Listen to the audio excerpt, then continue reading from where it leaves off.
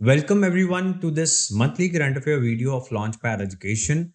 This is a monthly current affair video for the month of May. और जैसे हम इन monthly current affair videos में सबसे important जो issues सारे महीने में रहते हैं उसको background के साथ हम discuss करते हैं. The intention is that in issues पे जो हम इन videos के अंदर discuss कर लें, इनके ऊपर आपकी इतनी अच्छी पकड़ बन जाए, whether they come in prelims, whether they come in mains for answer writing, you can attempt questions related to these issues in a very good manner. So we will start like we do every month by discussing the contents. इस महीने में हम कौन से issues को discuss करने वाले हैं? The first one is going to be the patent issues on vaccinations. जो नई नई वैक्सीन्स डेवलप हो रही हैं डिफरेंट कंट्रीज के अंदर, उनको पेटेंट किया जाना चाहिए या फिर पब्लिक हेल्थ को ज्यादा प्रायोरिटी दी जानी चाहिए. इस बीच में बहुत ज्यादा डिबेट चली है एंड इस पे बहुत सारे ओपिनियंस, आर्टिकल्स, एडिटोरियल्स लिखे गए हैं. So we are going to discuss different aspects of this issue. Then Israel-Palestine conflict, उसकी सारी history. This was in the current in this month. So questions can be expected from this area as well. यहाँ से map questions भी expect किए जा सकते हैं. History से related questions, international relations से related questions यहाँ से पूछे जा सकते हैं. Then there was an initiative launched जिसका इंडिया भी एक पार्ट था. This initiative was Supply Chain Resilience Initiative. So what was the purpose of this initiative और इसके क्या implications रहेंगे इंडिया के ऊपर, चाइना के ऊपर, इंडो पैसिफिक रीजन में, ये सब चीजें हम डिस्कस करेंगे in this third topic that we are going to discuss. Then the One Health Vision. This was again in the current. What is One Health Mission? और ये पैंडमिक के times के लिए तो बहुत ही ज्यादा जरूरी हो जाता है वन हेल्थ विजन को समझना कि ये क्या चीज है. देन इंडिया और यूरोपियन यूनियन के बीच में फ्री ट्रेड एग्रीमेंट को लेके टॉक्स, ये डिस्कशंस दोबारा से रिवाइव हुए हैं. ये काफी सालों से डिस्कशंस चल रहे थे, बीच में ये डिस्कशंस रुक गए थे because of some differences between India and Europe. Now these negotiations they have started again. So we are going to discuss this free trade agreement और इसके क्या फायदे या नुकसान हो सकते हैं इंडियन इकोनॉमी को.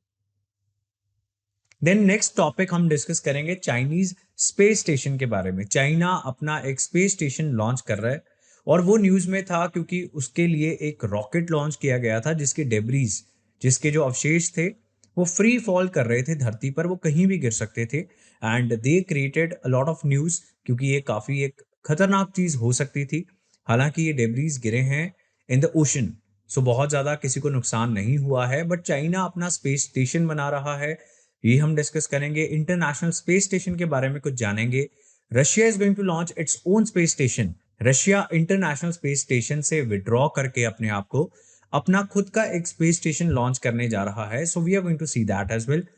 देन वेस्ट बंगाल में इलेक्शंस हुए और वहां पे टीएमसी ने दोबारा से सरकार बनाई. अब मैनिफेस्टो में एक वादा था लेजिस्लेटिव काउंसिल का और नई बनी सरकार ने इस पे काम करना भी स्टार्ट कर दिया है. सो पॉलिटी और कॉन्स्टिट्यूशन से रिलेटेड हम डिस्कस करेंगे लेजिस्लेटिव काउंसिल के डिफरेंट एस्पेक्ट्स. देन गवर्नमेंट ने ट्विटर के ऑफिसर्स को रेड किया. क्या कारण था? कौन से ऐसे नए रूल्स गवर्नमेंट ऑफ इंडिया ने जारी किए हैं जो ट्विटर फॉलो नहीं कर रहा एलिजिडली. सो हम ये डिस्कस करेंगे. देन व्हाट्सएप की प्रिवेसी पॉलिसी के रिलेटेड कुछ चीजें करंट में थी, ये हम डिस्कस करेंगे. देन लक्षद्वीप में कुछ प्रपोज्ड डेवलपमेंटल प्रोजेक्ट्स, कुछ इनिशिएटिव्स जिसके खिलाफ लक्षद्वीप के लोगों ने बहुत प्रोटेस्ट किया, ओशन के नीचे जाके भी प्रोटेस्ट किया. So different forms of protest and this was a news.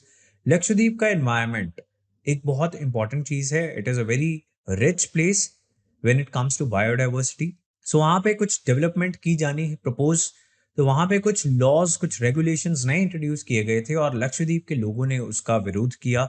So we are going to discuss some aspects which are important for the exam related to this issue as well. Then hate speech को एक crime की तरह introduce करने का कुछ proposal इस महीने में था. Hate speech is a very big issue for India.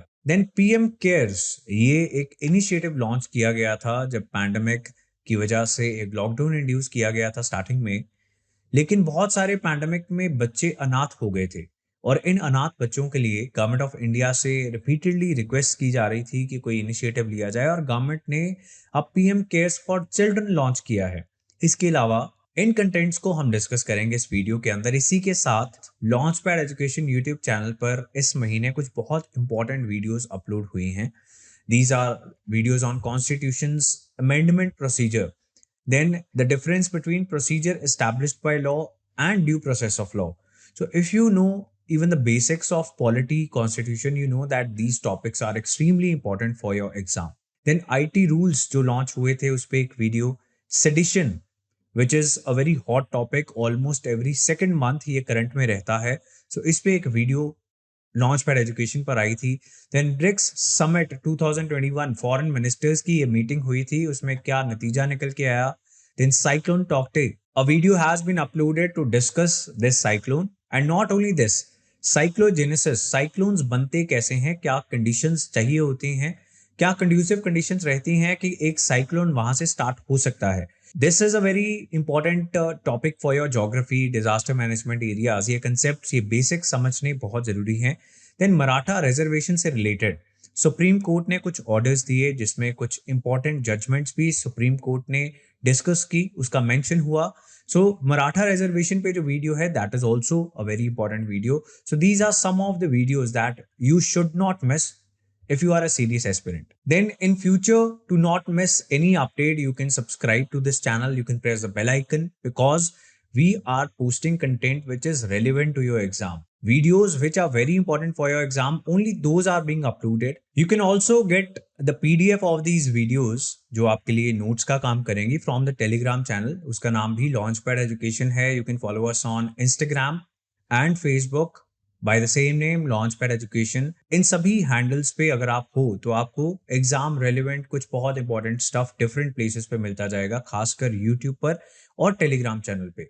So you should be subscribing to these two handles at least, and then you can keep giving us your suggestions, your comments in the comment section of all these videos. आप कैसी videos चाहते हो? If there is any issue that you are finding difficult and you want us to explain by making a video on that, you can write that in the comment section and we'll make a video on that. And you can also know about the UPSC online courses that are going on at Launchpad Education by calling our numbers, which are 8999395000 and 8999396000. So start करेंगे अपने first issue के साथ, patent issue on vaccines. Very simple issue. सिर्फ इतना सवाल है कि जो नई वैक्सीन्स डिफरेंट डिजीजेस के लिए और स्पेसिफिकली ऐसे जानलेवा डिजीज के लिए, फॉर एग्जांपल कोविड, इसके लिए जो भी वैक्सीन्स नई डेवलप होती हैं, क्या उन्हें पेटेंट करना चाहिए या नहीं? There are different aspects to this. See, the researchers, the scientists who are working so hard, the companies which are investing a lot of money in the development of these vaccines, उनको reward मिलना चाहिए वापस या नहीं मिलना चाहिए, number one. Second aspect इसका ये है कि जो लोग इन वैक्सीन्स को पेटेंट हो जाने के बाद अफोर्ड नहीं कर पाएंगे, क्या उन लोगों को मरने के लिए छोड़ देना चाहिए? That is the second aspect. So यही डिबेट है कि पेटेंट, किसी की भी इंटेलेक्चुअल प्रॉपर्टी को पेटेंट तो जरूर कर देना चाहिए, चाहे वो एक बुक हो, चाहे कोई भी इन्वेंशन हो, चाहे वो कोई दवाई हो. बिकॉज अगर ऐसा नहीं करेंगे तो इन्वेंट करने वाले और रिसर्च एंड डेवलपमेंट करने वाले को इंसेंटिवाइज नहीं किया जाएगा. Then companies are not going to invest in research and development and हम फ्यूचर में इनोवेशन को एनकरेज नहीं कर रहे हैं. But on the other hand, अगर ऐसी चीज को पेटेंट कर लिया जाता है, पेटेंट करने का मतलब है कि एक पर्टिकुलर डेवलपर की उसके ऊपर अथॉरिटी हो गई और सिर्फ वही इन दवाइयों को बेच पाएगा या फिर वही ऑथराइज कर पाएगा कुछ लोगों को इन दवाइयों को मैन्युफैक्चर करने के लिए, and they are going to decide the price. और क्योंकि कंपटीशन नहीं रहेगा तो ये प्राइजेस ज्यादा रहेंगे, एंड इसका एक नेगेटिव कॉन्सिक्वेंस ये हो जाएगा कि कुछ लोग इन मेडिसिन को अफोर्ड नहीं कर पाएंगे. So in that case what do you do with those people who can not afford? And सारा अफ्रीकन कॉन्टिनेंट, एशियन कंट्रीज और भी बहुत सारी गरीब छोटे देश जो हैं वो नहीं अफोर्ड कर पाएंगे इन दवाइयों को, उनकी सरकारें इन दवाइयों को नहीं खरीद पाएंगी. सो ये डिबेट थी. Some people are demanding that इन वैक्सीन के ऊपर पेटेंट्स को वेव ऑफ कर दिया जाए. Some people are saying that इनको नहीं वेव ऑफ करना चाहिए. तो क्या एस्पेक्ट से हम देखेंगे. अक्टूबर में इंडिया और साउथ अफ्रीका ने वर्ल्ड ट्रेड ऑर्गेनाइजेशन को एक पिटीशन दी थी and they requested a temporary suspension of rules under 1995 agreement on trade related aspects of intellectual property rights. ये TRIPS agreement World trade organisation का एक एग्रीमेंट है and as the name suggest it protects the intellectual property rights. लोगों की intellectual property को protect करने के लिए, उसे रिवॉर्ड करने के लिए, इनोवेशन को एनकरेज करने के लिए ये एग्रीमेंट बनाया गया था. बट इंडिया और South Africa, they are requesting temporary suspension of TRIPS agreement because a pandemic is going on. A waiver was sought to the extent that protections offered by TRIPS impinged on the containment and treatment of COVID-19. See, COVID-19 तब तक दुनिया से नहीं जाएगा जब तक सभी लोग वैक्सीनेट नहीं हो जाते। सो अमीर देश जो हैं, डेवलप्ड कंट्रीज हैं, जिनको हम इंडस्ट्रियलाइज सोसाइटीज बोलते हैं, if they get their populations vaccinated, that is not sufficient. बाकी कंट्रीज में जो वायरस है वो म्यूटेट करता जाएगा, वो चेंज करता जाएगा और खतरनाक फॉर्म्स लेता जाएगा, और ऐसे में क्या होगा, वो वापस उन कंट्रीज में एक नया म्यूटेटेड वायरस पहुंच जाएगा। नया mutant of the same virus, it is going to infect these countries, the rich countries who have vaccinated their populations. So ऐसे में होना क्या चाहिए, सारी दुनिया की वैक्सीनेशन के बारे में as a family, as a common goal काम करना पड़ेगा, तभी ये वायरस को हम, इसके स्प्रेड को, इसकी ट्रांसमिशन को एंड हेंस इसकी म्यूटेशन को हम कंट्रोल कर पाएंगे। जब से कोविड-19 स्टार्ट हुआ है, we have only seen a reaffirmation of the intellectual property rules that have served as a lethal barrier to the right to access healthcare over the last few decades. This is a very important, a very well drafted line. So what they are saying is, कोविड-19 की starting से, क्योंकि हमने अपने intellectual property rules को उसी तरीके से treat किया है जैसा हम नॉर्मल टाइम्स में करते हैं, it has acted as a lethal barrier. ये जानलेवा एक बैरियर के रूप में काम कर रहा है in the right to access health care. So what is happening is, people's right to access healthcare, that is not being delivered because there is this barrier of TRIPS, World Trade Organization के rules का barrier है। India support चाहता है ऐसी बड़ी country से, for example America, that they consider a shift in their long held state policies for the duration of pandemic, कि at least इस एक्स्ट्रा ऑर्डिनरी पैंडमिक की सिचुएशन में इस एग्रीमेंट में कुछ वेवर हो, इसमें कुछ सस्पेंशन, ताकि लोग ये वैक्सीन अफोर्ड कर पाए। गवर्नमेंट्स, स्पेशली उन कंट्रीज की गवर्नमेंट्स जो बहुत ज्यादा अमीर नहीं है, वो इन वैक्सीन को खरीद पाए। But this is not an easy thing, so it will be difficult because this includes setting aside the patent rights for pharmaceutical manufacturers of America. So America ऐसा नहीं करना चाहेगा। अमेरिका, एज यू नो, अपनी companies को, अपने corporate sector को, वहां की सरकारें बहुत सपोर्ट करते हैं, एंड जिन वैक्सीन कंपनीज ने ये वैक्सीनेशंस डेवलप की हैं, they don't want this waiver, they don't want these patent rights to be suspended. So it will be difficult for America and the political class in America to support the India South Africa petition. But this is what the world needs right now. America की leadership दिखाने का ये time है, and we know that quick and efficient vaccination यही एक तरीका है कि हम global herd immunity पैदा करके इस वायरस की ट्रांसमिशन को रोक सकें। जितना ये वायरस ट्रांसमिट होगा, उतना ये म्यूटेट होगा, उतना इसमें चेंजेस आएंगे, इसके नए वेरिएंट्स आएंगे, और जो पुरानी वैक्सीन बनी होती हैं वो कई बार नए वेरिएंट पे काम नहीं करती। सो अगर हम इतना टाइम लगाएंगे कि ये जो अंडर डेवलप्ड और डेवलपिंग कंट्रीज हैं वहां की वैक्सीनेशन हो ना पाए, तो वहां के नए म्यूटेंट्स डेवलप्ड वर्ल्ड में भी चले जाएंगे। और अगर इस सस्पेंशन के लिए वर्ल्ड ट्रेड ऑर्गेनाइजेशन के सभी मेंबर कंट्रीज मान जाते हैं, because world trade organisation it works on the basis of consensus, सभी मेंबर्स का कंसेंसस चाहिए, तभी कोई भी फैसला वर्ल्ड ट्रेड ऑर्गेनाइजेशन में होता है। सो अगर ये हो जाए तो क्या होगा, what will be the positive implications? It will help in facilitating the free exchange of know how, कैसे वैक्सीन डेवलप की जाएंगी, and the technology to produce these vaccine. तो ये एक्सचेंज हो पाएगा कंट्रीज के बीच में। फॉर एग्जाम्पल, अमेरिकन मैन्युफैक्चरर्स हैं वैक्सीन के, वो इंडिया, बांग्लादेश, अफ्रीकन कंट्रीज, यहाँ की कुछ फार्मास्यूटिकल कंपनीज को सिखा देंगी, उनको टेक्नोलॉजी प्रोवाइड कर देंगी कि कैसे वैक्सीन बनाई जा सकती हैं। एंड ज्यादातर कंट्रीज इस पिटीशन को जो इंडिया और साउथ अफ्रीका ने फाइल की है, इसको सपोर्ट करती हैं। लेकिन जो बड़ी कंट्रीज हैं, उनसे इन द बिगिनिंग रेजिस्टेंस आया था, लाइक अमेरिका और European countries, they were against it. And the sad thing was that in सभी कंट्रीज जो ये रिलक्टेंट थी कि इसको सस्पेंड किया जाए, इन्होंने जरूरत से ज्यादा वैक्सीन खरीद रखी थी। इन्होंने अपनी सारी पॉपुलेशन को वैक्सीनेट करने के लिए जितनी वैक्सीन चाहिए थी, जितनी वैक्सीन डोजेस चाहिए थी, उससे भी कहीं ज्यादा वैक्सीन खरीद के स्टोर कर ली थी, just for a situation when they don't have sufficient vaccine. और इससे हुआ क्या, उन कंट्रीज के पास वैक्सीनेशन की कमी हो गई जो अफोर्ड भी नहीं कर सकती थी। सो अल्टीमेटली तो सारी दुनिया के लिए ये नुकसानदायक चीज ही है।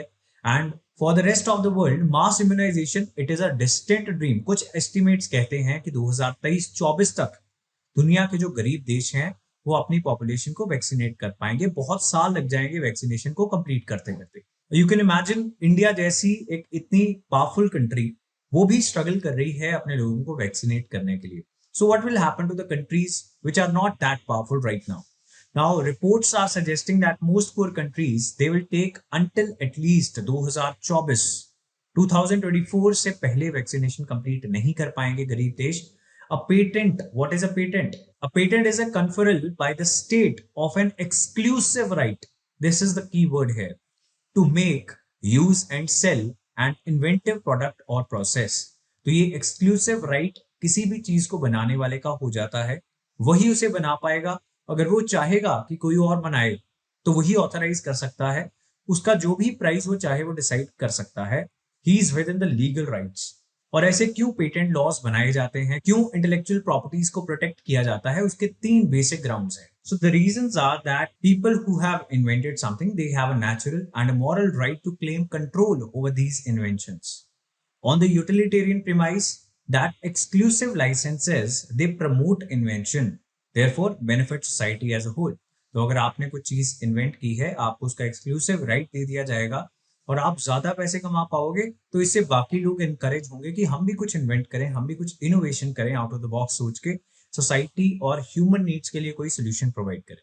And then the third basic factor is that individuals they must be allowed to benefit from the fruits of their labor and merit। And when a person toils to produce an object, the toil and object become inseparable। So these are the basic reasons क्यों किसी भी चीज पे intellectual property को protect किया जाता है। Now in India and countries like India which are not very rich, people are struggling to get the basic services as well like healthcare। So access and affordability ये कुछ issues हैं India जैसी countries में। So the question of promoting invention and offering exclusive rights on the one hand, एक तो ये चीज है कि इंडिया में भी अगर इन्वेंशन होती है उसे भी हमें एनकरेज करना है by providing the exclusive rights. But अगर इसका एक इम्पैक्ट ये निकले कि वैक्सीन्स या जो भी मेडिसिन इन्वेंट होंगी, मेडिकल प्रोसीजर्स इन्वेंट होंगे, तो ये बहुत ज्यादा अनअफोर्डेबल हो जाएंगे लोगों के लिए। सो states obligation of ensuring that every person has equal access to basic health care, on the other hand, this is a second thing that we have to balance। तो इन दो चीजों को, इन दो एस्पेक्ट्स को हमें बैलेंस करना पड़ता है। And this has been a source of constant debate and tension. So Indian parliament ने as per the patents act 1970 pharmaceutical drugs के ऊपर मोनोपोलीज को एकदम से रिमूव कर दिया कि ऐसे किसी भी कंडीशन में जो मेडिसिन इन्वेंट होगी उनको मोनोपोलाइज नहीं होने दिया जाएगा, कि एक ही जो इन्वेंटर है he is the only person और they are the only company जो उस मेडिसिन को प्रोड्यूस कर रहे हैं। तो ऐसा नहीं अलाउड इंडिया के अंदर, because we want to create this balance between access to basic health care and encouraging exclusive rights over medicines। और इस एक्ट की वजह से जो इंडिया के जेनरिक मैन्युफैक्चरर्स थे, जो सेम दवाई को सेम एफिशिएंसी के साथ लेकिन कम दाम में मैन्युफैक्चर कर देते हैं, this industry started growing in India. As a result life saving drugs were made available to people at affordable prices. So you can see कितना पॉजिटिव इंपैक्ट इस एक्ट का हुआ। एंड दुनिया ने भी इस एग्जाम्पल से इंडिया के सीखा और काफी बाकी डेवलपिंग कंट्रीज ने भी कुछ सिमिलर लॉज इंडिया से लेसन लेते हुए बनाने स्टार्ट कर दिए। World trade organisation it wrote into its constitution a binding set of rules governing intellectual property. Then India ने 1970s में पेटेंट एक्ट बनाया था, उसके बाद वर्ल्ड ट्रेड ऑर्गेनाइजेशन एमर्ज हुई और वर्ल्ड ट्रेड ऑर्गेनाइजेशन का ट्रिप्स एग्रीमेंट जो है that was made to protect the intellectual property rights and such inventions innovations. Now as per world trade organization, countries which fail to subscribe to the common laws prescribed by World Trade Organization, they would be barred from entry into global trading circuit। अगर आप World Trade Organization के rules को नहीं मानते हो तो you will feel many problems in trading with different countries जो World Trade Organization की member है। तो World Trade Organization के rules सभी member countries को मानने पड़ेंगे अगर वो सारी benefits चाहते हैं जो World Trade Organization ट्रेड करने के लिए बैरियर्स को कम करने में आपको प्रोवाइड करता है। Now the problem with this new world order जो वर्ल्ड ट्रेड ऑर्गेनाइजेशन बनने के बाद इमर्ज हुआ, अब प्रॉब्लम इसमें ये थी कि इवन ड्रग्स जो एड्स रिड्यूस करने के लिए हेल्प करते थे वो बाकी दुनिया के लिए एक्सेसिबल नहीं रहे, बिकॉज डेवलप्ड कंट्रीज की कुछ फार्मास्यूटिकल कंपनीज के पास उसके पेटेंट्स चले गए। Now African continent it was battling this war against AIDS. काफी सारे लोग अफ्रीकन कॉन्टिनेंट पे एड्स की वजह से मर रहे थे, इन्फेक्ट हो रहे थे। At this point of time, Indian companies ने step in किया and they started to manufacture generic versions of these medicines, which was made possible because obligations under TRIPS hadn't yet kicked in against India। तो अभी TRIPS effect में नहीं आया था, उससे पहले ही इंडिया की जेनरिक मैन्युफैक्चरिंग कंपनीज ने एड्स के लिए दवाइयां बनानी स्टार्ट कर दी अपने पेटेंट एक्ट को इस्तेमाल करते हुए, because we did not allow monopolization of medicine. So African countries को तो बहुत हेल्प हुई इन इंडियन मेडिसिन की वजह से। इसका एक बेनिफिट इंडिया की फार्मास्यूटिकल सेक्टर को ये हुआ that India is known as the pharmacy of the world और pharmacy of the developing world. इतने चीप रेट्स पे अच्छी क्वालिटी में मेडिसिन प्रोवाइड करने के लिए इंडिया को पूरी दुनिया में जाना गया। Because of these obligations were not there, but दुनिया ने इससे लेसन्स नहीं लिए।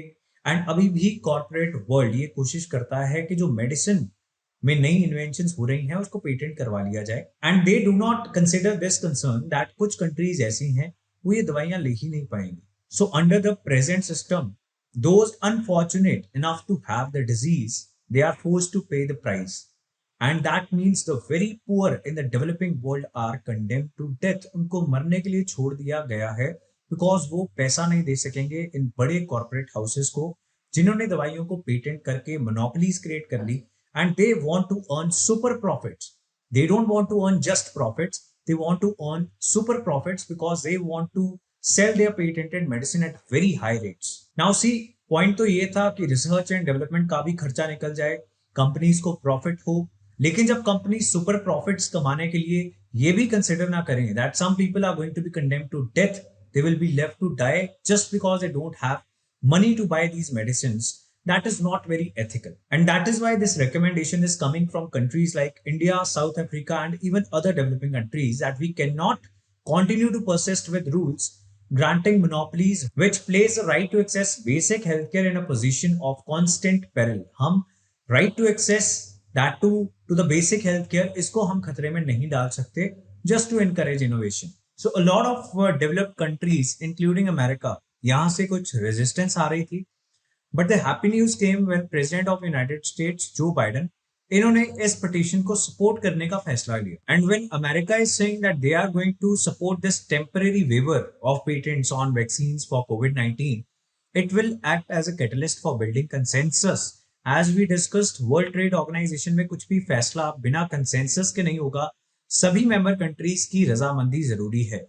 So it will help in building consensus because US has also supported this, and then France, Russia, they are also supporting, but Germany वो अभी भी oppose कर रही है इस वेवर को। So we cannot reach a consensus और बिना कंसेंसस के फैसला नहीं हो पाएगा बिकॉज फार्मास्यूटिकल इंडस्ट्री बहुत ताकत से लॉबी कर रही है सभी सरकारों को कि वो इसे सपोर्ट ना करें। Because as we discussed, pharmaceutical industries जो दवाइयां बनाने वाली कंपनियां हैं उनके लिए तो ये सुपर प्रॉफिट्स कमाने का मौका है। पैंडेमिक है कॉमन सिटीजंस के लिए, बट फार्मास्यूटिकल इंडस्ट्रीज के लिए एक अपॉर्चुनिटी है that they earn a lot of money. Apart from this, the pharmaceutical industries of the developed world, उन्होंने ये भी कंसर्न जताया है कि अगर इन पेटेंट्स को टेम्परेरी सस्पेंशन दे दी जाती है, if this waiver is provided, तो जो डेवलपिंग कंट्रीज में टेक्नोलॉजी प्रोवाइड करने के बावजूद वहां की मेडिसिन बनेगी, वैक्सीन बनेगी, वो बहुत अच्छी क्वालिटी की नहीं होगी। Now see the hypocrisy of these companies.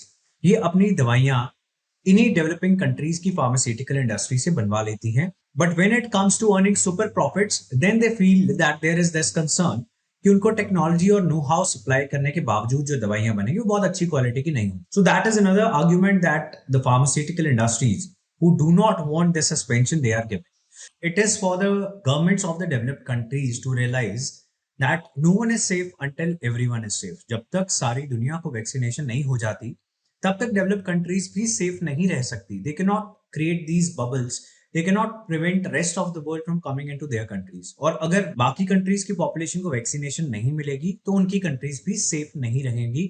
So that is the reason that patent should be waived off in this hour of crisis, and that is what India and South Africa they are trying to do। Next issue that was related to the Israel-Palestine conflict। तो Israel और Palestine के बीच में जो conflict था वो दोबारा से escalate हो गया। इसको समझने के लिए you need to understand the complete history of Israel and Palestine, and that we cannot cover in this monthly current affair video because वो बहुत लंबी हो जाएगी। And उसके लिए we have created this video on the complete background, complete history of Israel and Palestine. आपको इस video के बाद कुछ भी और पढ़ने या देखने की जरूरत नहीं रहेगी। This will be covering everything related to Israel and Palestine. Moving on to the next issue, that was the supply chain resilience initiative. ये बहुत इंपॉर्टेंट इनिशिएटिव है because of China's aggression. So how is that? What is supply chain resilience initiative? Supply chain क्या होती है कि दुनिया एक global manufacturing hub के रूप में काम करती है। If there is a car that is being used in India, शायद उसका जो टायर है वो प्रोड्यूस हुआ होगा किसी अफ्रीकन कंट्री में, and it is possible that the oil that is coming from a middle eastern country, then its engine was produced in Germany, some components were produced in China, and ये सारे जो supply होते हैं they go to a particular place, वहां पे assemble होते हैं and एक product बन जाता है। So now China is having a very heavy influence on the global manufacturing circuit। ऊपर से चाइना जो है वो वन रोड वन बेल्ट इस इनिशिएटिव को लेके आया है, and it is going to create a lot of railway lines, roads, highways to connect China with rest of the world. और ऐसी चीजों को काउंटर करने के लिए कि चाइना इतना भी इन्फ्लुएंस ना रख ले कि बाद में बाकी कंट्रीज जो उसकी बात नहीं सुनती हैं या फिर जिनके साथ चाइना के कुछ कंफ्लिक्ट्स हैं, डिफरेंसेस हैं, अगर चाइना उनके ट्रेड को डिसरप्ट करना चाहे तो अपनी ट्रेड रूट्स पे ऐसा भी कर सकता है। सो now India, Japan, Australia, these three countries ये बाकी भी बहुत सारे इनिशिएटिव्स ले रहे हैं चाइना की इस बढ़ती हुई इन्फ्लुएंस को कम करने के लिए। सो now India, Japan, Australia, they have come up with this supply chain resilience initiative. They formally launched this and China was not very happy about it. और चाइना ने इस एफर्ट को एक अनरियलिस्टिक एफर्ट करार दिया है। The three countries they have agreed that the pandemic it revealed supply chain vulnerabilities की जो supply chain है उसको कुछ खतरे हैं globally and in this region as well। जो इंडो पैसिफिक रीजन है उसमें तो डेफिनेटली, बिकॉज चाइना जो है कभी किसी कंट्री के साथ अपने डिफरेंसेस को बड़ी एग्रेसिवली शो करता है, बी इट ऑस्ट्रेलिया, इंडिया, इन सब के साथ चाइना के अभी रिसेंटली बड़े एग्रेसिव रूप में डिफरेंसेस स्टार्ट हो चुके हैं। तो इस रीजन में होने वाला ट्रेड इंडिया के लिए, जापान के लिए, ऑस्ट्रेलिया के लिए, इन सब इकोनॉमीज के लिए बहुत जरूरी है, और चाइना की बढ़ती हुई इन्फ्लुएंस इस ट्रेड को खतरा पहुंचा सकती है। And these countries, they noted the importance of risk management and continuity plans in order to avoid supply chain disruptions. Now, this is seen as aimed at reducing their reliance on China. इसमें you need to understand that India, Japan, Australia, America ये सब नहीं मानते हैं that these groupings they are anti-China, but it is very logical that we are trying to come together with each other so that we can counter China's increasing influence. Now, this initiative, it aims to create a virtuous cycle of enhancing supply chain resilience with a view to eventually attaining strong, sustainable, balanced, and inclusive growth in the region. This keyword is very important. Inclusive growth in international relations, it means कि सभी देशों की growth होनी चाहिए, कुछ देशों की, एक देश की ग्रोथ नहीं होनी चाहिए जिससे बाकी सभी देशों के इंटरेस्ट हार्म होने स्टार्ट हो जाए। So this was a new initiative. इसी से एसोसिएटेड है हमारा क्वाड्रिलेटरल इनिशिएटिव और द क्वाड इनिशिएटिव। ये इंडिया, यूएस, जापान, ऑस्ट्रेलिया, इन चार कंट्रीज की एक नई ग्रुपिंग है which has started to take multiple initiatives. और पहला इंपॉर्टेंट इनिशिएटिव इन्होंने लिया है वैक्सीनेशन इनिशिएटिव। वैक्सीन इनिशिएटिव में ये चार कंट्रीज कोशिश करेंगी कि साउथ ईस्ट एशियन और एशियन कंट्रीज जो इंडो पैसिफिक रीजन में है उनको वैक्सीनेशन प्रोवाइड करने में ये मदद कर सके। No why are they doing this? Because China की इन्फ्लुएंस को काउंटर करने के लिए इन चारों कंट्रीज को एक साथ आना पड़ा है। China is calling this group, the quad group, as anti China और द एशियन नेटो। और ये सभी कंट्रीज ने इस चीज को एक्सेप्ट करने से मना कर दिया है। India, US, Australia and Japan, they are saying कि हम तो इस रीजन की कंट्रीज का फायदा करने के लिए यहां पर आए हैं। So in that context supply chain resilience initiative, it becomes important. Next, we are going to discuss about the One Health Vision. Now understand, जो COVID-19 है या फिर मर्स, मिडिल ईस्ट रेस्पिरेटरी सिंड्रोम था, या फिर नीपा वायरस, एबोला वायरस, ऐसे बहुत सारे वायरल आउटब्रेक्स हुए हैं दुनिया के डिफरेंट हिस्सों में, अफ्रीका में, एशियन कंट्रीज में, और अब तो सारी दुनिया के अंदर जो वायरस फैल गया है इसका ओरिजिन ऐसा माना जाता है कि कहीं ना कहीं एनिमल लाइफ से है। So studies, they indicate that more than 2/3 of existing and emerging infectious diseases, they are zoonotic. Zoonotic diseases are the diseases which can be transferred between animals and humans. Diseases जो animal से originate होते हैं and they can transmit from animals to humans as well and vice versa. So that is a danger to the human life because recent सालों में हमने क्या किया है, हमने बहुत सारे जंगल काट दिए, वहां पे ह्यूमन हैबिटेशंस बन गई हैं और ये हैबिटेट लॉस जो हुआ है जानवरों का, इससे human and animals they have come very close to each other now. And इसी का एक नेगेटिव नतीजा ये है कि ये जो वायरसेस हैं जो एनिमल डिजीजेस करते हैं, they are coming into humans as well. And now the studies are saying कि ऐसे भी पैथोजेंस हैं जो डिजीज कॉजिंग एजेंट्स हैं that which can originate in any life form, but they can go to any other species as well. And because of such diseases, India is also under danger. There are an estimated 25 million farmers in some form of poultry business in India. So ये एक just example है that इतने सारे Indian citizens they are very closely associated with animals, and similarly many other livestock animals, उनसे आम लोगों का contact दुनिया भर में होता रहता है. And then wild animals as well, जहाँ से बहुत सारे diseases आ सकते हैं. और यहीं पे जरूरत है वन हेल्थ विजन की. Now what is this? The overarching purpose of this One Health vision, it is to encourage collaborations in research and sharing of knowledge at multiple levels across various disciplines like human health, animal health, plants, soil, environmental and ecosystem health in ways that improve, protect and defend the health of all species. So that is a need now, क्योंकि there are no dividing lines between animal and human medicine now. So this concept of One Health, it is more relevant as the world is facing a second wave of COVID-19 pandemic. Approach referred to as One Health. This focuses on acknowledging the interconnectedness of animals and humans and the environment and the common environment that animals and humans they share. So One Health vision में multidisciplines इनकी knowledge को इस्तेमाल किया जाता है, cross sectors काम किया जाएगा. This is a multi disciplinary and cross sectoral approach to address potential और existing risks that originate at the animal human ecosystems interface. And that is why India has been working on this One Health vision. This India's One Health vision, it derives its blueprint from agreement between three parties. And this includes Food and Agricultural Organization. This includes World Organization for Animal Health and World Health Organization and the United Nations Environment Program. These are some other partners which are connected with this One Health vision that India has launched. And this is a global initiative supported by the United Nations Children Fund, World Bank, and such other international institutions as well. And the vision is One World, One Health. इस vision को introduce किया था wild life conservation society ने. This was introduced in the year 2007 with 12 recommendations which are known as Manhattan Principles. So ये wild life conservation society के Manhattan principles हैं. They focused on establishing a more holistic approach to prevent epidemic disease and maintaining ecosystem integrity. तो ऐसा नहीं है that COVID-19 ऐसे कोई pandemic दुनिया में आ जाएगा, ऐसा बिल्कुल भी अंदाजा नहीं था.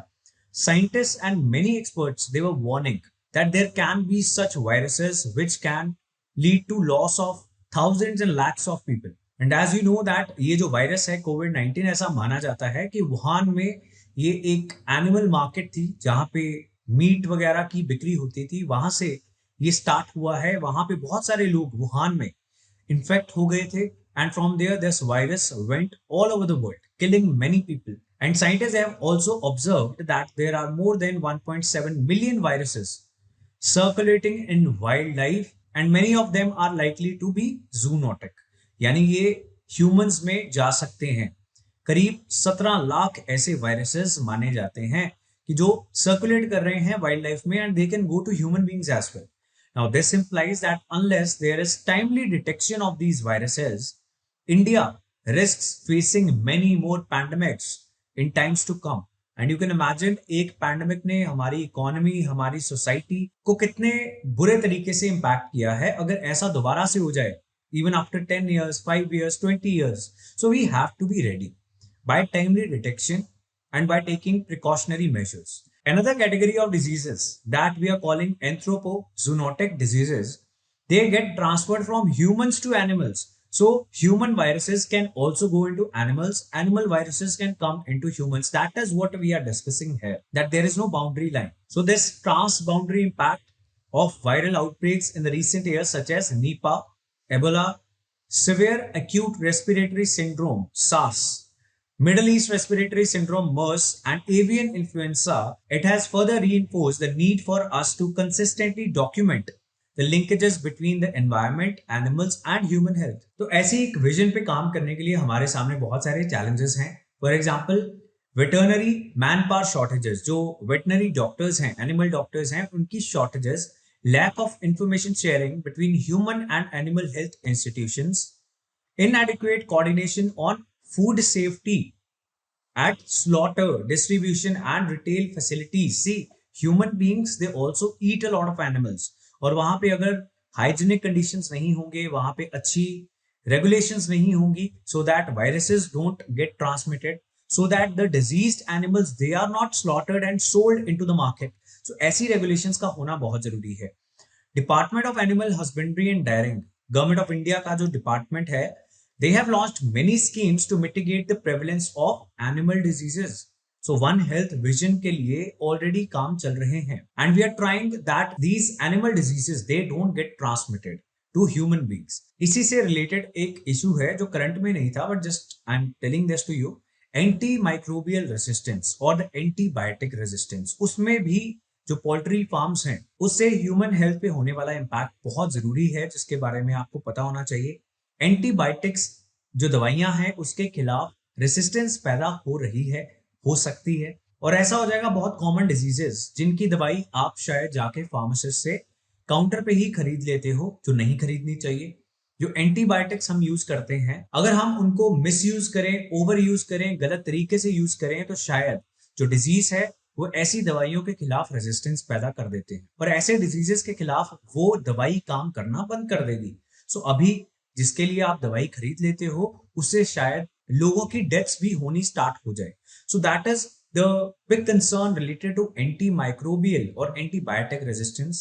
अब ये जो एंटीबायोटिक दवाइयां हैं ये पोल्ट्री फार्म्स में और बाकी एनिमल सेक्टर में भी यूज की जाती हैं, वो भी एक कारण है एंटीबायोटिक रेजिस्टेंस पैदा होने का. सो इसके बारे में you should Google it and you should read a little bit more about antibiotic resistance. एक important topic है आपके science and technology section के लिए. Next, as I told you that no reservation for Marathas, ऐसा supreme court ने कहा. इस पे एक सेपरेट वीडियो है, so I'm not discussing this once again. इन सभी वीडियोस का लिंक आपको डिस्क्रिप्शन में मिल जाएगा.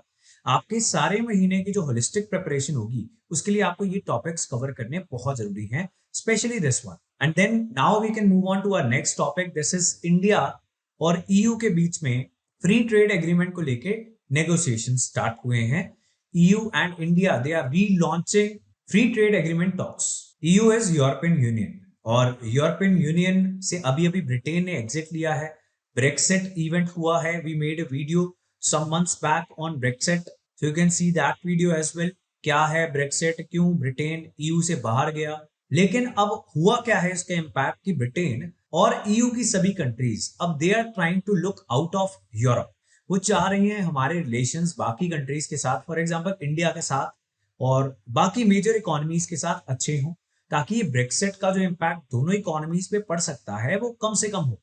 Now India and European Union, they have agreed to relaunch free trade negotiations by resuming the talks that were suspended in 2013. Now we call this bilateral trade and investment agreement. इस agreement का नाम ये है जिसपे formal negotiations चल रही थी और ये सस्पेंड हो गई थी 2013 में, और 2021 में ये दोबारा से रीलॉन्च हुई है.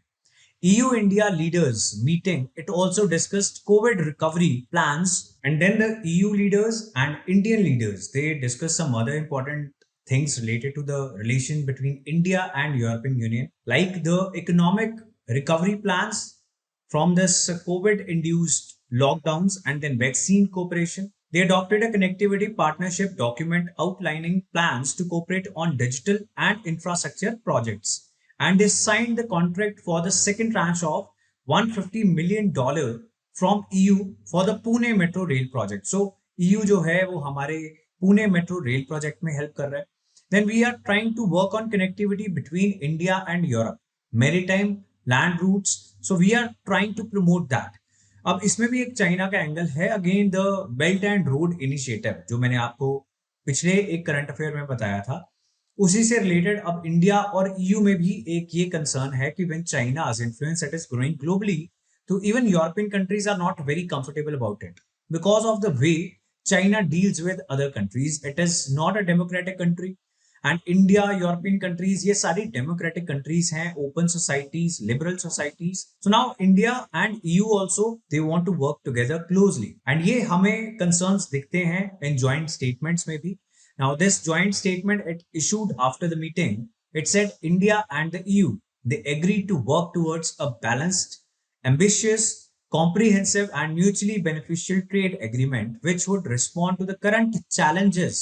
What are these challenges? एक तो ये चैलेंज है कि सारी दुनिया की इकोनॉमी जो स्लो डाउन फेस कर रही है उसको दोबारा से अच्छी रिकवरी तक लेके जाना. Second, I told you Chinese that concern. Then both these parties they launched negotiations for a stand alone investment protection agreement and a separate agreement on geographical indications pertaining to intellectual property rights. So intellectual property rights, you know that very well now if you have seen this video from the beginning. European countries, America, Canada, ये सभी countries को एक concern रहता है कि India में intellectual property rights का बहुत अच्छे से इस्तेमाल नहीं होता. वी ऑल नो दैट हम में से बहुत सारे लोग हैं जो अपनी विंडोज कंप्यूटर्स में यूज करते हैं. That is not original, isn't it? So we download movies, Hollywood movies, we do not pay for that, so piracy हम करते हैं. ऐसा एक बहुत लार्ज सेक्शन है जो मिसयूज करता है. All these things are intellectual properties of somebody. Then we even wear clothes of the European brands which are not original, they are fake. So European countries, America, ये सभी countries का एक concern इससे related है. इस पे भी कुछ नेगोशिएशंस हो रही हैं. Now all the leaders they hailed the decision. They were very happy about the resumption of these negotiations. And Miss von der Leyen, she's the president of the European Commission. She was very happy about it, and she said that the talks which had begun in 2007 and stalled in 2013, they will finally be picked up. और क्या ऐसे issues थे जिनकी वजह से ये talks रुक गई थी? कुछ differences थे obviously. इंडिया के कुछ concerns थे जो EU countries address नहीं कर पा रही थी. EU के कुछ concerns थे जो इंडिया नहीं एड्रेस कर पा रहा था. And these are the concerns which are always in the news. क्या है ये? That the talks they had run into trouble. Why? Because of market access issues and tariffs by India. EU countries को ये complaint थी कि India अपनी market का access उन्हें फ्रीली नहीं देता, और यूरोपियन प्रोडक्ट्स पे इंडिया के जो टैरिफ्स हैं वो बहुत ज्यादा हैं. Like on wine, dairy products, automobile, automotive parts, as well as EU's resistance over visas for Indians. ये इंडिया का कंसर्न था कि EU इंडियंस को वीजास देने में बहुत सारी रिस्ट्रिक्शंस करता है, बड़ा डिफिकल्ट प्रोसीजर है. India wants its youngsters, its people to go abroad because India cannot give jobs to everybody in India. तो ये कंसर्न्स हमारे तब से थे बिटवीन दिस BTIA जो हम साइन करने की कोशिश कर रहे थे 2007 से. इसके अलावा एक रीसेंट अकरेंस हुई 2015 में. इंडियन गवर्नमेंट ने एक डिसीजन लिया and they scrapped all the older bilateral investment treaties. ये वो ट्रीटीज होती हैं जो दो कंट्रीज के बीच में या फिर दो पार्टीज के बीच में होती हैं कि अगर उनकी कंपनीज को, मान लो यूरोप की किसी कंट्री के साथ इंडिया ने BIT कर रखा है, यूरोप की किसी कंपनी को कोई दिक्कत आई, as per this bilateral investment treaty, तो उस कंपनी को कुछ प्रोटेक्शंस मिलेंगी इंडिया के अंदर. So when India scrapped all the bilateral investment treaties in the year 2015, तो ये एक और एरिया ऑफ कंसर्न बन गया between India and EU. And then the connectivity partnership, this I told you it is related to China as well. Now you will see that both sides they committed to working together on digital, energy transport, people to people connectivity that was transparent, जो China का नहीं है, viable, जो Chinese date के साथ जब countries करने की कोशिश करती हैं, it is not viable. Countries कर्जा वापस नहीं कर पाती, चाइना इस तरीके से कर्जे देता है. For example Sri Lanka. Then these countries they give their ports on lease for 100 years to China because they cannot return back the debt they have taken, right? So these words that are being used, they are an indication against China that these relations are going to be inclusive, sustainable, comprehensive and with a rules based approach. जो international rules हैं उनको मान के ये सारी connectivity projects किए जाएंगे, not like China. And this partnership it is seen as a response to China's Belt and Road Initiative, and it comes as the EU's negotiations with China on their CAI, the Comprehensive Agreement on Investment, have run into trouble. So EU और China ये agreement करने की कोशिश कर रहे थे, उसमें कुछ troubles आ गई. Now India and EU are coming closer. So we will see कब ये agreement sign हो पाएगा, कैसे इंडिया और EU अपने कंसर्न्स को आयरन आउट कर पाते हैं. Now we can move on to the next issue the Chinese space station. ये न्यूज में क्यों था? बिकॉज चाइना के एक रॉकेट की डेब्रीज, उसके जो बचे हुए हिस्से थे, they started free falling. Free falling means उसके ऊपर किसी का भी कंट्रोल नहीं था। They could have fallen anywhere, so they fail in Indian ocean thankfully and near Maldives. किसी भी लैंड एरिया पे ये नहीं गिरा जहां पे लोग हो सकते थे। Debris formed the last stage of China's Long March rocket. This was a rocket. It was used to carry a key component of the Chinese under construction space station. तो चाइना एक अपना स्पेस स्टेशन बिल्ड कर रहा है, उसके लिए एक component build करने के लिए एक रॉकेट यूज किया गया था जिससे कुछ इक्विपमेंट्स पेलोड्स भेजे गए थे। And this rocket was Long March rocket, and this was free falling now, and this fell in the Indian Ocean close to Maldives. तो इस पे एक नई डिबेट स्टार्ट हो गई, and this was the fourth largest uncontrolled re-entry in the history. And as a result, concerns re-emerged that the possible damage that such free falls can cause to humanity. And this free fall, it was criticized by the American Space Agency NASA, and they said that China failed to meet responsible standards. And China, it rejected these concerns very obviously. And they said most of the debris they had been burned during the re-entry. कि अर्थ के atmosphere में वापस enter करते हुए ये सारे ज्यादातर debris ये जल गई थी और बहुत कम हिस्सा गिरा है. But the point here is what would have happened if it had fallen on the land. Now NASA in a statement called on spacefaring nations to minimize the risks to the people and property on Earth of re-entries of space objects and maximize transparency regarding those operations. And it is clear that China is failing to meet responsible standards regarding their space debris. So ये एक debate Chinese और American space agency के बीच में start हो गई. But this long March 5B-Y2 rocket, what was the importance? What is the significance of this rocket to the space science? Now it was carrying the Tian or the Heavenly Harmony module, and this module is going to be the first of the three components for the construction of China's very own space station. And this space station, it will be completed by the end of this year. And this Tian, it is going to act as a management and control hub of space station.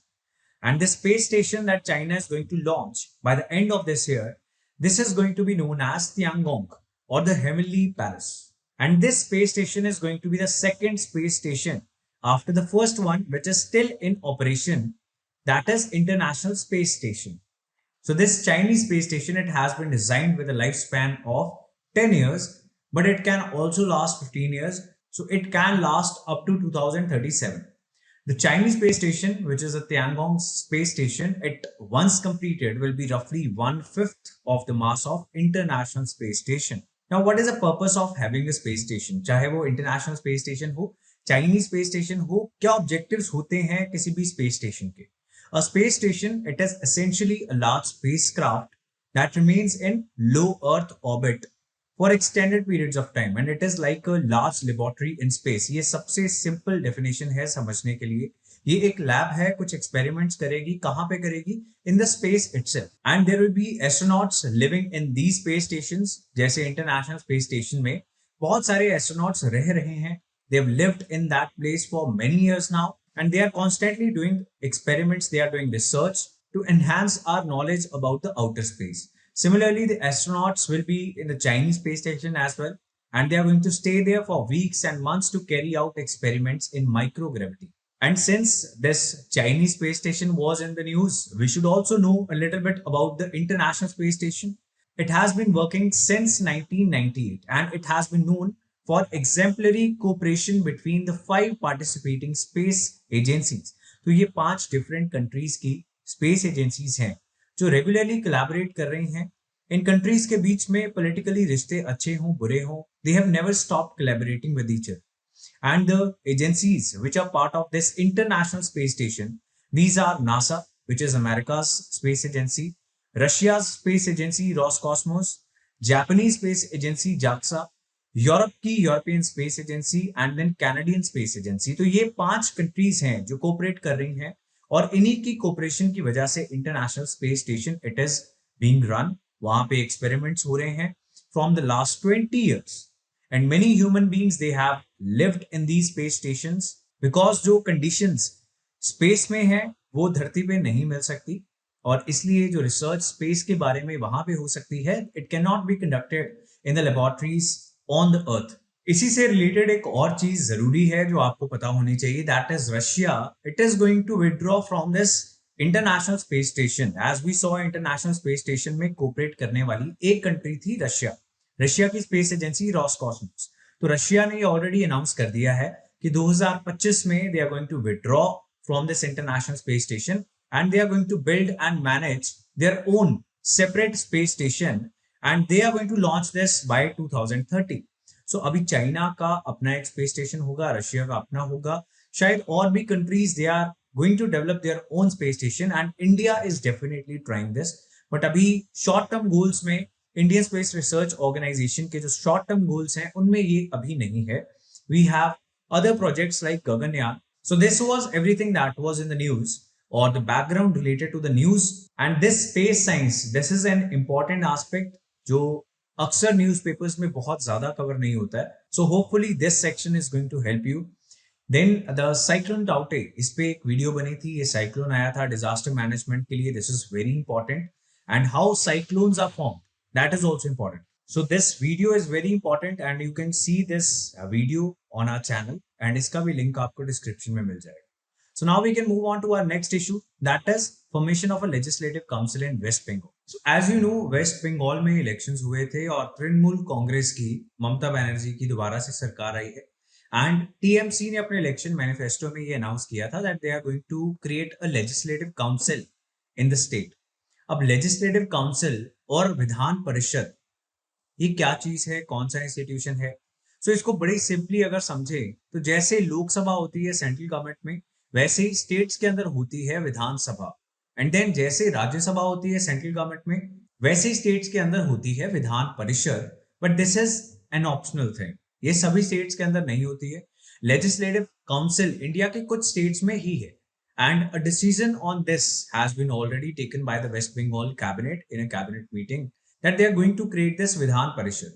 And now for setting up the council, a bill has to be introduced in the state assembly and then a nod from the state's governor is required. अब हमें तो ये समझना है, इसके political aspects को हमें नहीं समझना, पॉलिटी और कॉन्स्टिट्यूशन से जुड़े हुए क्या डायमेंशंस हैं, how legislative council is created, India की कौन सी स्टेट्स में लेजिस्लेटिव काउंसिल्स हैं, क्या ये होनी चाहिए या नहीं होनी चाहिए, क्या इसके कुछ डिसएडवांटेजेस भी हैं या सिर्फ इसके एडवांटेजेस ही हैं। ये चीजें हैं जो आपको समझनी है इस इशू में। सो कैसे एक लेजिस्लेटिव काउंसिल कोई भी स्टेट बना सकती है? स्टेट एक बिल इंट्रोड्यूस करेगी अपनी असेंबली के अंदर एंड स्टेट के गवर्नर से नॉड मिलनी जरूरी है। Then waste Bengal legislative council, the upper house of bicameral legislature in West Bengal existed till 1969। तो अगर दो हाउसेस होंगे किसी भी स्टेट में या सेंट्रल गवर्नमेंट की लेजिस्लेचर के, so we will call that bicameral legislature. और ऐसा एक लेजिस्लेटिव काउंसिल वेस्ट बंगाल में ऑलरेडी थी जो 1969 तक एग्जिस्ट करती थी। उसके बाद एक रेजोल्यूशन के साथ स्टेट असेंबली ने इसे डिसॉल्व कर दिया। And now this thing is not only in current for the state of West Bengal, it is also in current because DMK जो तमिलनाडु में सरकार बना के पार्टी जीती है, उसने भी ऐसा ही एक प्रॉमिस किया था कि अगर डीएमके की सरकार तमिलनाडु में आएगी तो वहां पे भी एक सेकंड चैम्बर, एक सेकंड हाउस बनाया जाएगा, legislative council. And during the constitution writing in the constituent assembly बहुत सारी डिबेट्स हुई and people were not having this agreement कि क्या स्टेट्स के अंदर भी ऐसी एक लेजिस्लेटिव काउंसिल, एक सेकंड हाउस होना चाहिए या नहीं। Similar debate was there whether there should be a Rajya Sabha और नॉट, कि राज्यसभा होनी चाहिए या नहीं होनी चाहिए। So there were certain arguments in support of Rajya Sabha that it acts as a check on hasty legislation and brings diverse voices into legislature. That Lok Sabha ने, मान लो वहां पे मेजोरिटी है किसी एक पार्टी की, वो एक ऐसा फैसला ले रही है जिसको शायद दोबारा रिकंसिडर करना चाहिए था, जिसपे इतना ज्यादा विचार नहीं हुआ, तो राज्यसभा एक चेक के रूप में काम कर सकती है ऐसे केसेस में। तो जल्दबाजी में कोई भी लॉ नहीं बनेगा एंड डाइवर्स ओपिनियंस कंसिडर किए जा सकते हैं। But this argument which was in favour of Rajya Sabha, the next thing that we are going to discuss is the legislative council that is going to come up in West Bengal, in the state of West Bengal. अभी elections हुए थे बंगाल के अंदर और TMC की सरकार दोबारा से वापस आ गई और टीएमसी ने अपने इलेक्शन मैनिफेस्टो में ये प्रॉमिस किया था कि अगर उनकी सरकार आ जाएगी तो बंगाल में एक लेजिस्लेटिव काउंसिल बनाई जाएगी। लेजिस्लेटिव काउंसिल चीज क्या है? If you don't know about legislative council, it is like Rajya Sabha. जैसे हमारी पार्लियामेंट में there are two houses, we have a bicameral legislature, Lok Sabha and Rajya Sabha. So Lok Sabha का इक्विवेलेंट स्टेट के अंदर होती है विधान सभा, और राज्यसभा की इक्विवेलेंट स्टेट के अंदर होती है विधान परिषद। सो वेस्ट बंगाल गवर्नमेंट अब विधान परिषद बनाने जा रही है। A decision has been taken by the cabinet. And what is the procedure to set up a council? एक बिल लेके आना पड़ेगा वेस्ट बंगाल गवर्नमेंट को। वेस्ट बंगाल की स्टेट असेंबली में they will have to introduce a bill, and then there is a need of a nod from the state's governor. West Bengal के governor की permission की जरूरत है। अब वेस्ट बंगाल गवर्नर और वेस्ट बंगाल गवर्नमेंट के relations they are very bad, so we will see what will happen. But this is the constitutional scheme कि अगर किसी भी स्टेट को एक लेजिस्लेटिव काउंसिल बनाना है तो उसको क्या करना पड़ेगा, क्या प्रोसीजर है। West Bengal legislative council, this upper house, it was already there till the year 1969, जब इसको डिसॉल्व कर दिया गया था। 1969 तक already legislative council West Bengal में थी। इंडिया की बहुत कम ऐसी स्टेट्स हैं जहां पे सेकंड हाउस है, विधानसभा के अलावा विधान परिषद है। इंडिया में बहुत सारी ऐसी स्टेट्स भी हैं। एक समय पर जिन स्टेट्स में लेजिस्लेटिव काउंसिल हुआ करता था, लेकिन उसके बाद at some point of time उन्होंने उसे डिसॉल्व कर दिया। नाउ डीएमके गवर्नमेंट जो तमिलनाडु में अभी सरकार बना के आई है, उनका भी मैनिफेस्टो यही प्रॉमिस करता था कि एक लेजिस्लेटिव काउंसिल बनाई जाएगी in Tamil Nadu. So they are also going to follow this procedure. तो ये प्रोसीजर न्यूज में रहेगा, तो हमें ये जानने की जरूरत है। Now during the framing of the constitution there was a disagreement in the constituent assembly. जो कॉन्स्टिट्यूशन लिखने वाली असेंबली थी हमारी, उसमें डिबेट्स हो रही थी। तो वहां पे there was a disagreement about having the second chamber in the states. क्या स्टेट्स में भी सेकंड हाउस होना चाहिए या नहीं होना चाहिए? तो कुछ लोग इसके खिलाफ थे, कुछ इसके फेवर में थे। एंड फॉर राइटिंग आंसर्स आपको ये प्रोज एंड कॉन्स पता होने चाहिए लेजिस्लेटिव काउंसिल के इन स्टेट्स। नाउ कॉन्स्टिट्यूएंट असेंबली में ये तो लार्जली एक क्लैरिटी थी कि राज्यसभा तो होगा, सेंट्रल गवर्नमेंट में तो सेकंड हाउस होगा, but this kind of clarity was not there for the state. So क्या आर्गुमेंट्स थे in support of Rajya Sabha, in support of a second house, that it will act as a check on hasty legislation, कि जल्दबाजी में कोई कानून बना दिया जाए। लोकसभा सिर्फ अकेले कानून नहीं बना पाएगी, राज्यसभा की भी एक से होगी। अगर कुछ जल्दबाजी में गलत कानून बनता जा रहा है तो राज्यसभा कैन स्टॉप दैट और it can slow it down. And by taking the opinion, by having a discussion on any law in the Rajya Sabha, कुछ डाइवर्स ओपिनियंस भी इंक्लूड किए जा सकते हैं। Now this argument, it did not cut ice with many constituent assembly members when it comes to the states. So काफी constituent assembly members, they were not in favor of this. For example, Professor KT Shah, he said a second chamber in states involves considerable outlay from public exchequer on account of the salaries and allowances of the members and incidental charges. So इनका कहना था कि इतना खर्चा होगा second house अगर बनाएंगे states के अंदर, सभी स्टेट्स के अंदर बहुत सारा खर्चा होगा, सरकारी खजाने के ऊपर बहुत बोझ पड़ेगा, public exchequer that will be बर्डन्ड।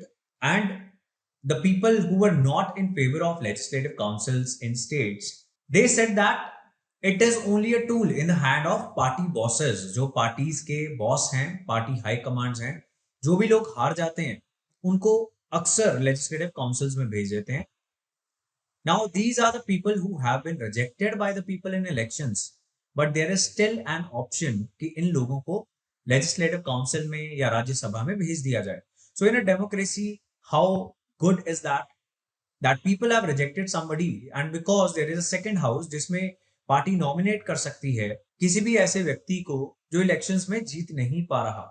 So it becomes a tool in the hand of party bosses to distribute more patronage, and it will only help in obstructing or delaying the necessary legislation which the people have given their votes for. अब लोगों ने vote तो उन members के लिए की है जो लोकसभा में बैठे हैं या स्टेट की विधानसभा में बैठे हैं। राज्यसभा और विधान परिषद, यहाँ पे लोग डायरेक्टली इलेक्टेड नहीं होते हैं। And these people when they are giving opinions, it will slow down the legislation. एक कानून बनने से पहले बिल के रूप में पहले एक हाउस में जाएगा, फिर दूसरे हाउस में जाएगा, ये होते होते देरी हो जाएगी। ये आर्गुमेंट है उन लोगों का who are not in the favor of having legislative councils in the states. Now the framers of the constitution, they were not in agreement but starting में उन्होंने कुछ स्टेट्स में लेजिस्लेटिव काउंसिल्स बनाए, for example Bihar, Bombay, Madras, Punjab, United Provinces, West Bengal, and these states were reorganised, और अब किसी state में legislative council है, किसी में नहीं है, and states were given the option of abolishing an existing second chamber और setting up a new one. तो ये स्टेट्स के हाथ में छोड़ दिया गया बाय द कॉन्स्टिट्यूशन मेकर्स कि आप सेकंड चेंबर बना सकते हो या उसे डिसॉल्व कर सकते हो whenever you wish to by passing a resolution in their legislative assembly. Constitution also gave the Legislative Assembly the power to overrule the Council if there was a disagreement between them on the law. तो अगर Legislative Assembly और Legislative Council इन दोनों में disagreement है, तो जो directly elected house है, जो लोगों ने इलेक्शंस में जिता के लोगों को चुना है, वो house, that is the legislative assembly, that is more powerful, और वो लेजिस्लेटिव काउंसिल को ओवर रूल भी कर सकते हैं। Constitution it also capped the membership of the council to 1/3 of the legislative assembly. तो जितनी भी लेजिस्लेटिव असेंबली की स्ट्रेंथ होगी, उसके 1/3 लोग ही लेजिस्लेटिव काउंसिल में हो सकते हैं, not more than that. Now legislative assembly under article 169 it can create or abolish a legislative council by passing a resolution, article 169. Then the resolution, it has to be passed by 2/3 of the assembly members. Then a bill to this effect has to be passed by the parliament of India. तो फिर उसके बाद ये bill parliament में जाएगा, वहां पे पास होना जरूरी है। But that is not enough. For example Assam state की असेंबली ने 2010 में, राजस्थान के असेंबली ने 2012 में भी ऐसे ही रेजोल्यूशंस पास किए थे, लेकिन इन रेजोल्यूशंस पे सेंट्रल गवर्नमेंट ने अभी भी कोई भी एक्शन नहीं लिया है। So they are sitting on the file. So ऐसा नहीं है कि स्टेट अगर रेजोल्यूशन पास कर देगी तो ऐसी ऑब्लिगेशन हो जाएगी कि बनानी ही पड़ेगी। So both these bills they are pending in the Rajya Sabha now, and the bill for abolishing Andhra Pradesh legislative council that has not been even introduced in the parliament। तो उसका भी यही प्रोसीजर है। आंध्र प्रदेश की लेजिस्लेटिव असेंबली ने ऐसा एक बिल पास कर दिया था कि वहां की काउंसिल को अबॉलिश कर दिया जाए, तो वो भी नहीं हो पाया। So this was related to legislative council, कुछ चीजें जो आपको जाननी जरूरी थी। Let us see in coming months इस पे क्या इवेंट्स होंगे, and I hope if you are reading newspapers, तो आपको न्यूज़पेपर्स पढ़ने में ये सारे टॉपिक्स सुनने के बाद और आसानी होगी। अगर आप नहीं पढ़ पा रहे हो, then we will discuss these issues in the current affair videos only. So next issue जो हमारा हमने डिस्कस करना है, that is government raiding Twitter offices। Twitter के दफ्तरों पे भारत सरकार ने रेड्स की, उसके क्या कारण थे ये हम डिस्कस करेंगे। So there is this conflict going on between government of India and the social media giant Twitter। क्या कारण है इसका? कुछ बीजेपी के लीडर्स ने एक टूल किट शेयर की और इसे कहा कि ये कांग्रेस द्वारा बनाई गई एक टूल किट है, but that was not true. So Congress, they filed a police complaint against the BJP functionaries that this forged document is being shared। और कांग्रेस ने ट्विटर को भी कुछ रिक्वेस्ट की कि ऐसे हैंडल्स को परमानेंटली सस्पेंड कर दिया जाए, और जो भी ट्विटर की अपनी पॉलिसी है एज पर दैट कुछ ना कुछ एक्शन लिया जाए, because that was a fake document. Now the BJP failed to provide the digital footprint और the copies of what it calls the कोविड-19 टूल किट, कि ये टूल किट आई कहां से थी। तो क्योंकि बीजेपी इसका सोर्स ऑफ ओरिजिन या ओरिजिनल कॉपीज नहीं प्रोवाइड कर पाई, और ये ऐसा कुछ भी एविडेंस नहीं दे पाई that the Congress they have done anything in relation to this tool kit, तो ट्विटर ने कुछ हैंडल्स के खिलाफ कुछ एक्शंस ले लिए। और इसके बाद government of India they issued some directive to this micro blogging site that is Twitter to remove the label manipulated media from certain posts shared by functionaries of BJP. तो Twitter की एक policy है, even Donald Trump के कुछ tweets को उन्होंने label कर दिया था मैनिपुलेटेड मीडिया, बिकॉज वो एक फेक न्यूज जैसी एक चीज थी और उसका origin that it is something substantial, it is something true, वो नहीं प्रूव हो पाया। और ऐसे ट्वीट्स को मैनिपुलेटेड मीडिया लेबल कर देता है, फ्लैग कर देता है Twitter. Government of India obviously उन्हें ये चीज अच्छी नहीं लगी and they ordered Twitter to remove this tag. अब ट्विटर ने अपनी पॉलिसी के तहत ये टैग लगाया था, तो उन्होंने इस टैग को रिमूव करने से मना कर दिया, and that is what made government of India angry. Now the reasoning behind this directive is, जो ऑर्डर दिया था गवर्नमेंट ऑफ इंडिया ने, उसके पीछे कोई भी लीगल बैकिंग नहीं है। There was no legal provision under which government of India can ask Twitter to remove this flag. ये ट्विटर की अपनी पॉलिसी है, और यूजर्स ने जब ट्विटर यूज करने के लिए एग्री किया तो उन्होंने सारी टर्म्स एंड कंडीशंस और उनकी प्राइवेसी पॉलिसी और उनकी सभी तरह की पॉलिसीज को एक्सेप्ट किया था.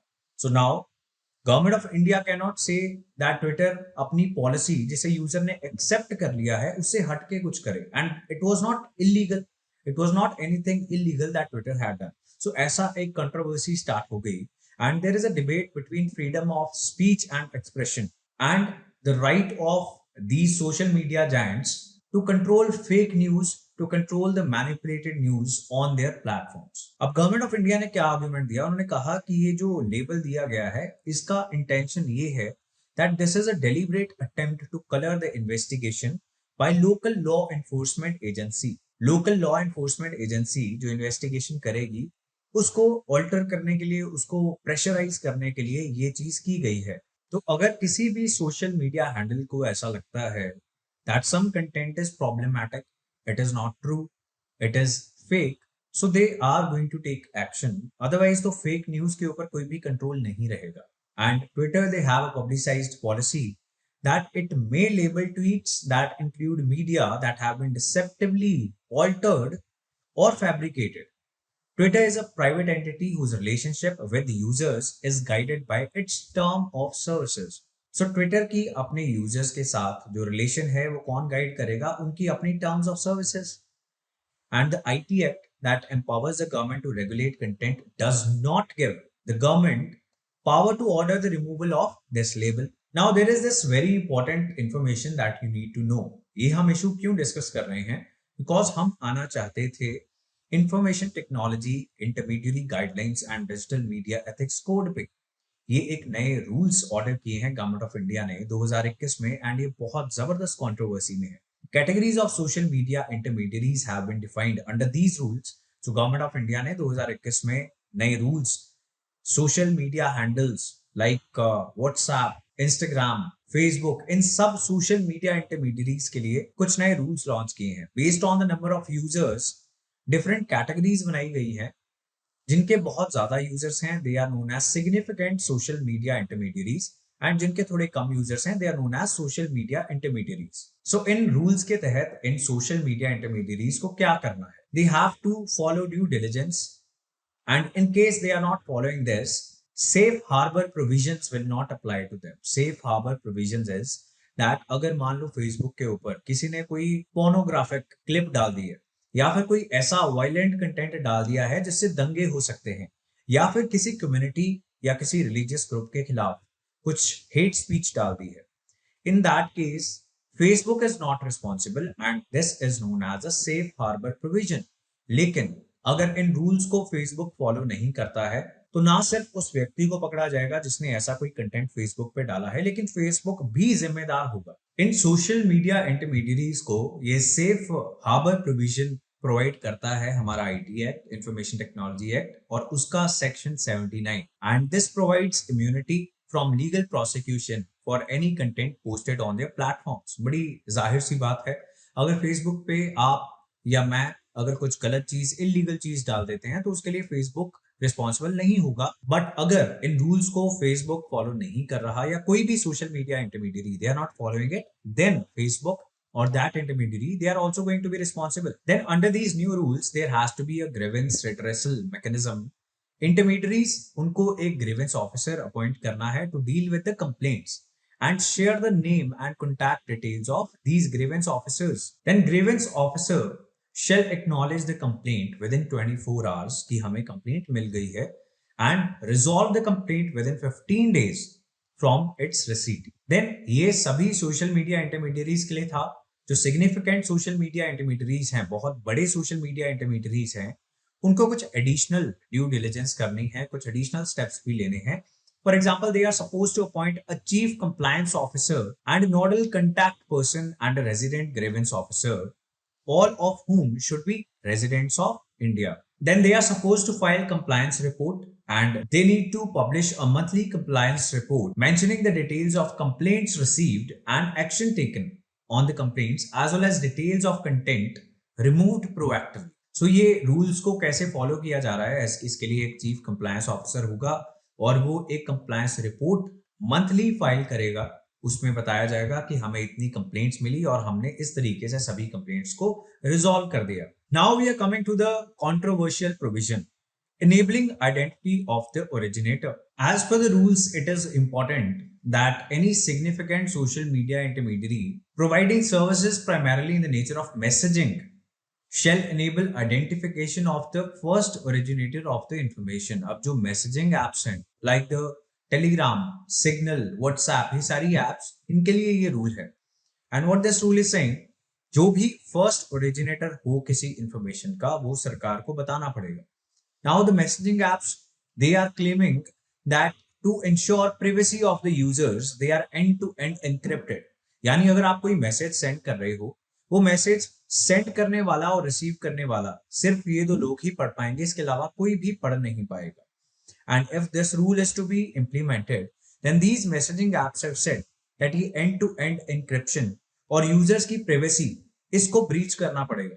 अगर इन कंपनीज को जानना है कि फर्स्ट ओरिजिनेटर ऑफ इंफॉर्मेशन कौन है, तो उन्हें ऐसे सिस्टम्स, ऐसे टेक्नोलॉजी अपग्रेड करनी पड़ेगी कि वो इंफॉर्मेशन कुछ और लोग भी पढ़ पाएंगे. Now the rule say that this is required only for the purposes of prevention, detection, investigation, prosecution और punishment of an offence related to the sovereignty and integrity of India, security of the state, friendly relations with foreign states and public order. तो ये कुछ कारण है जिसकी तहत government मांग सकती है कि आप हमें first originator of this information ये हमें बताएं.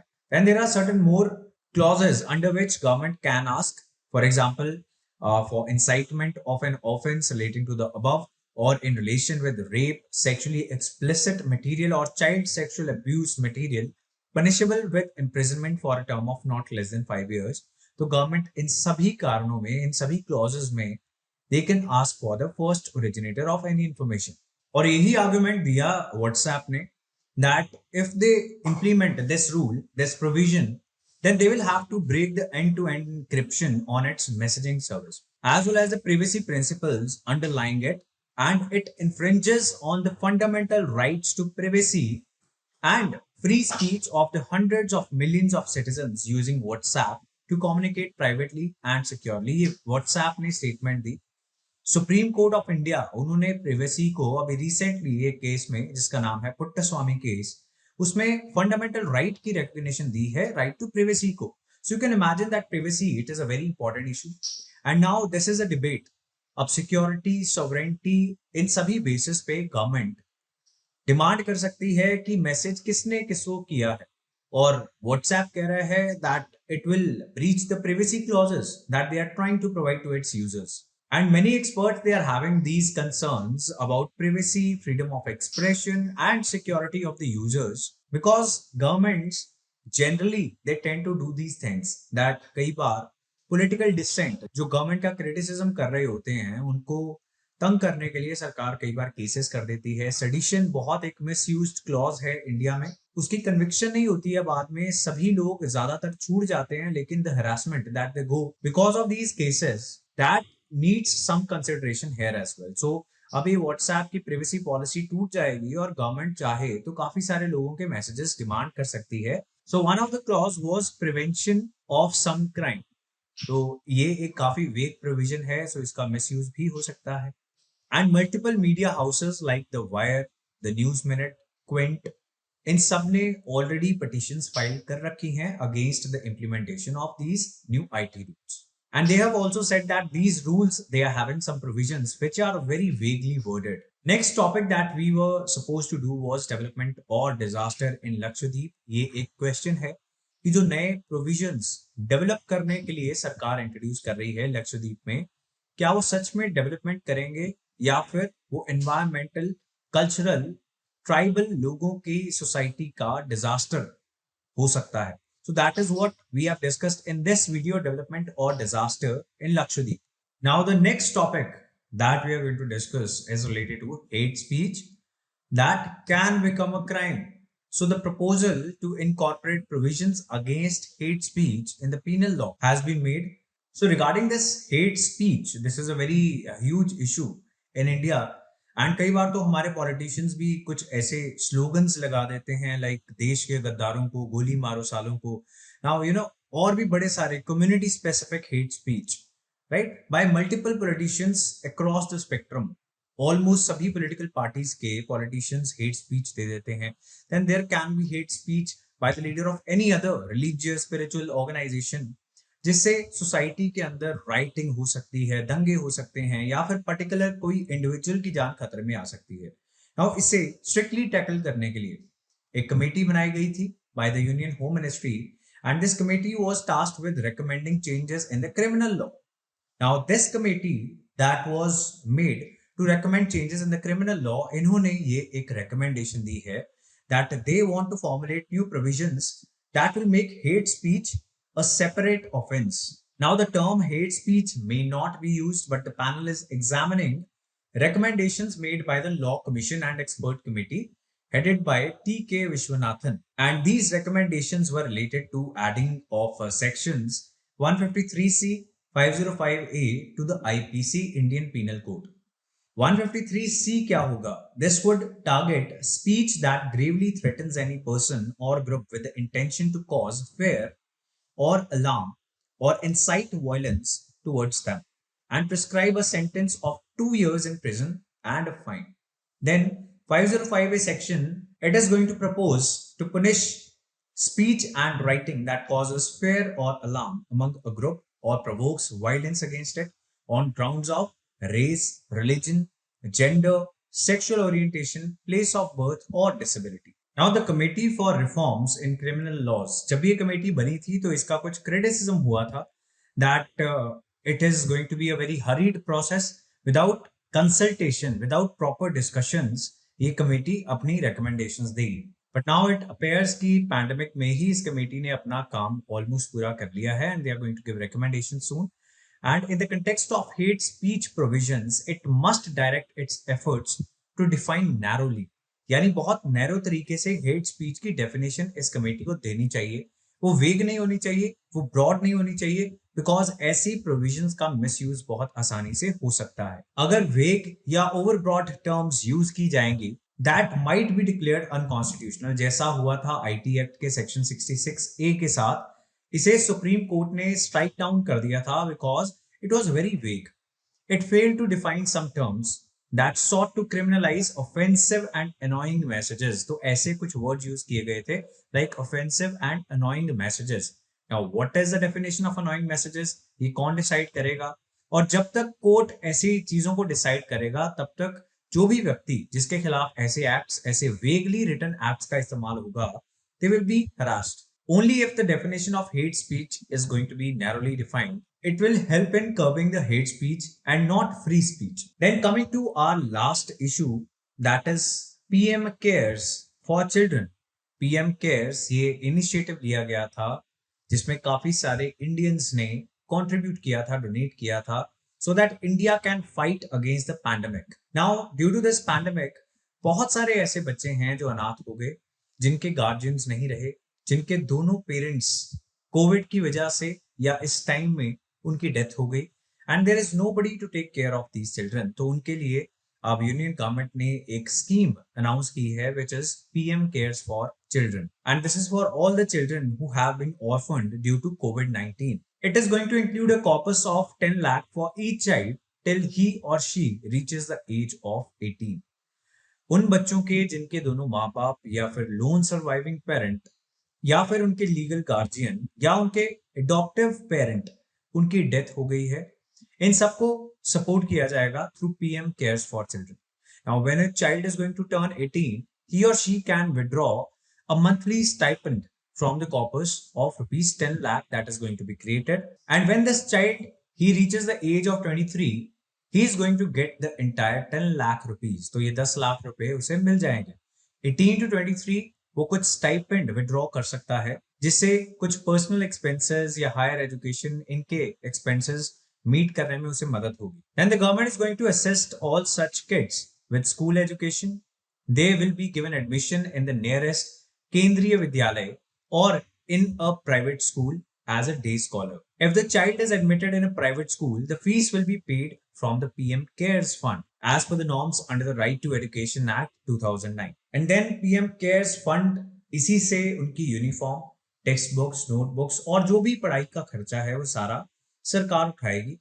And children in the age group of 11 to 18, they will have the option to study in a residential school under the central government, such as the Sainik School or the Navodaya Vidyalaya. And PM Cares for Children is also going to support these kids in their higher education through either scholarship equivalent to the tuition fees or educational loans where the interest is going to be paid by this fund itself. इसी के साथ इन orphan बच्चों के लिए ये initiative लिया जाएगा that they will be enrolled as a beneficiary in the Ayushman Bharat scheme. And there is going to be the health insurance cover of rupees 5 lakh, and the premium amount is again going to be paid by PM Cares Fund till the child is 18. The government has also announced measures to help the families who have lost the sole earning member due to COVID-19. आपने शायद ये देखा हो that supreme court में काफी ऐसी petitions गई that central government को उन सभी परिवारों को कुछ ना कुछ फाइनेंशियल सहायता देनी चाहिए जिनके मेंबर्स ड्यू टू कोविड मर गए. और सेंट्रल गवर्नमेंट ने इस चीज को बहुत रेजिस्ट किया, बट सुप्रीम कोर्ट ने एट लास्ट ये फैसला सुनाया कि ये सरकार की जिम्मेदारी है कि वो सभी ऐसे फैमिलीज को सपोर्ट करे फाइनेंशियली जिन्होंने अपने मेंबर्स को खो दिया है. So that debate is also going on. These children and many other vulnerable sections of India's population, they are suffering, they have suffered, and India and the world, they are going to suffer until we all get vaccinated. So it is very important that you also get vaccinated. That is the only way we can stop these waves of this pandemic. That was all for this month's current affairs. If this was helpful, you can spend a few seconds writing in the comment section कि कैसे इस video ने आपको help किया, how helpful it was, or you can give us your suggestions. And then do not forget to subscribe to this channel for many such helpful content for your examination. आप ये सारी current affair videos को जो भी channel पर upload हो रही हैं, अगर उनको देखोगे आपके करंट अफेयर, आपके स्टैटिक टॉपिक्स बहुत अच्छे से प्रिपेयर हो जाएंगे. If you have already done that तो रिवाइज हो जाएंगे. For the complete UPSC courses, we will be back with the next month's monthly current affair as soon as possible. Till then, have a great day and all the best for your exams.